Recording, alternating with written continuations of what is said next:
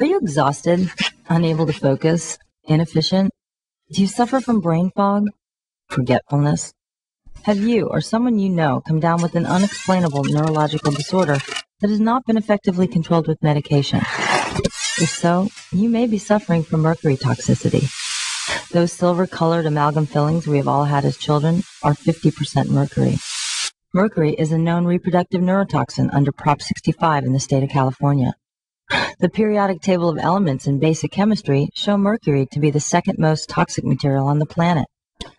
Despite the piles of research presented to the California Dental Association and the American Dental Association, they still claim it is safe to put mercury in our children's mouths. Why? Because they have done so for the past 170 years. Dentists say there's no research to say mercury is not safe, but no one has proven that mercury is safe. It has never been clinically trialed by the Food and Drug Administration. It is only classified as a medical device. It is regulated by OSHA, the Agency for Occupational Safety and Health Hazards, as a toxic material before it goes into our mouths, and as a toxic waste when it is removed. Do you really want your mouth or your child's mouth to be used as a biohazardous waste container? If you've ever had a silver amalgam filling, you could be at risk of mercury poisoning. If you are sick and tired of being sick and tired, remember, get the facts. Some things shouldn't be recycled. Most of the evidence that we evaluate biomaterials with come from animal data. Animal studies don't count. What I'm trying to do is put it in the context of how FDA regulates products. We do not assess the environment. We do not assess the effect of pure compounds and absolute toxicity. You do agree. We look at how they're used in practice. You do agree, though, that mercury vapors leach out of the tooth. Yes, we do agree with that. And that it is ingested into the body in part. Yes, we do agree with that. And it gets into the bloodstream. Yes. And it goes to the brain and other organs of the body. Yes, we agree with that. And mercury has a cumulative effect in the brain. Yes. You know, I don't understand why many people in this country, probably the majority, don't know that there's mercury in a silver filling in their mouth, an amalgam.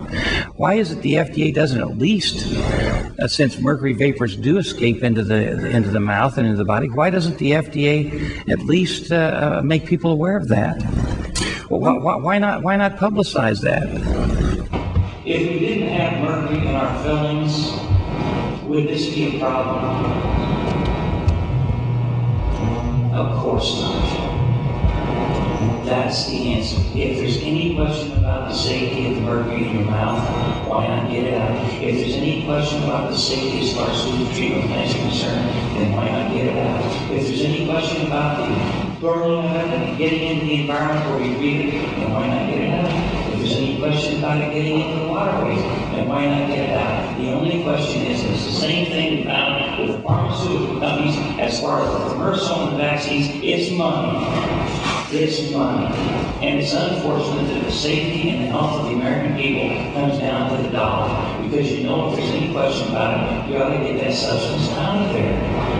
That's the question. You ought to get it out of there. And with that, I really, really appreciate you being here. This will not be the last hearing. We're going to have hearings around the country on this subject. And I hope that someday we'll see these things bear fruit. I want to thank my attention.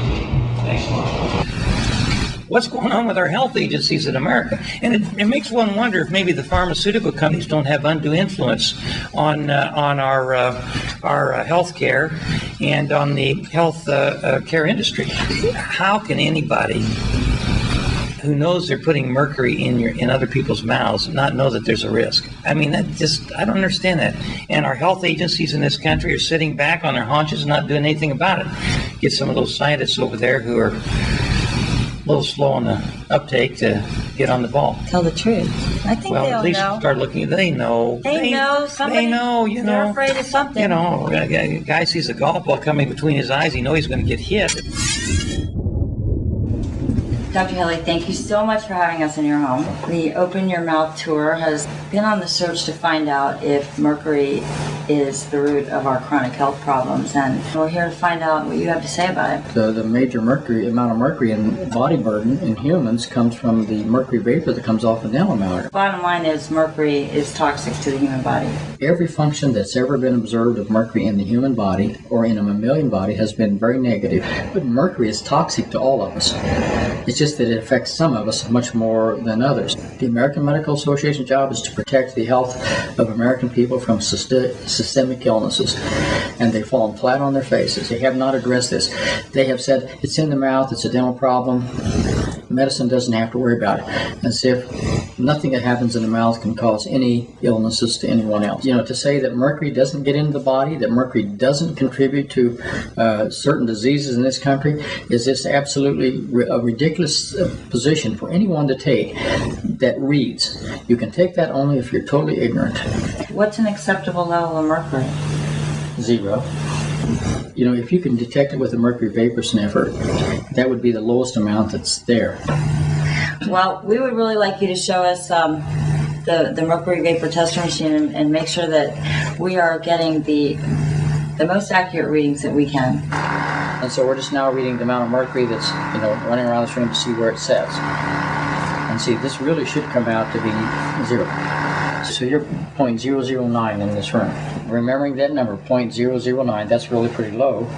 We can take this and place it in here next to the amalgam filling and hit sample.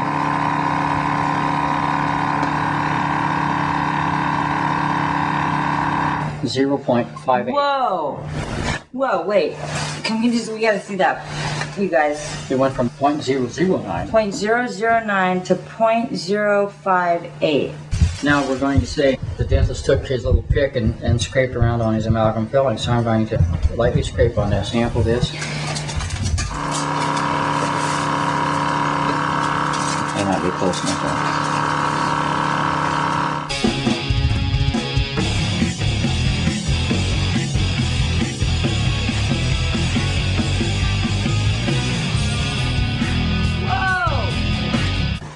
My God. 713 by just scraping on it a little bit with a... Wow. I'm mad again. Let's go get him, kids.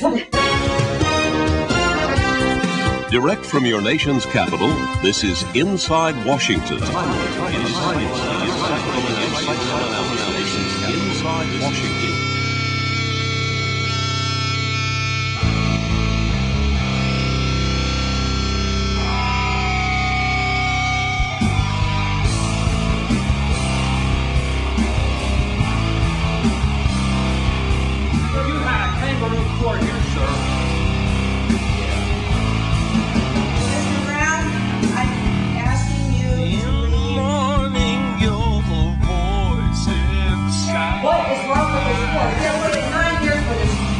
To come out and you are walking away. Please go home because no one else has got to hear. Telling me my call.